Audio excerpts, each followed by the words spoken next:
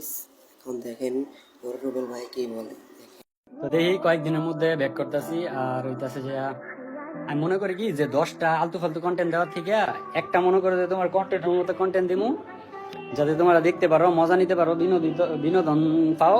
সবসময় চাই যে একটা সুন্দর করে এডিটিং করে প্রপারলি একটা ফাগলামি সাগলামি ভিডিও দিতে। তো ইনশাল্লাহ খুব শীঘ্রই দেখা হইতেছে। আর কামব্যাক কি রে কয় কামব্যাক? আমি কোনো জায়গায় গেছি গা যে আমি কামব্যাক করবো? আমি গেমিং কমিউনিটির মানুষ, তোমাগো ইয়া ফরু রুবেল ভাই জাতির পরু ভাবি গেমিং এ আসি, গেমিং এ থাকমু, গেমিং এ কি যতদিন থার হয় ততদিন থাকমু। ফোন দিতে আছে আরেক জায়গা থেকে। যাই হোক গাইস, তো দোয়া করিও যাতে খুব শীঘ্রই সবকিছু ঠিকঠাক কইরা যাতে তোমাকে মাঝে আবারও আগের মতো ভিডিও দিতে পারি।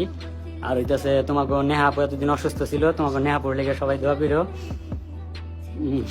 দুর্বল না, অসুস্থ ছিল, যার কারণে সবকিছু মিলাই আমরা মনে করি যে এই যে ইউটিউবের থেকে ইউটিউবের মধ্যে ইয়া আছি আর কি। আর আমার তো বিবেজ আইডি নাই।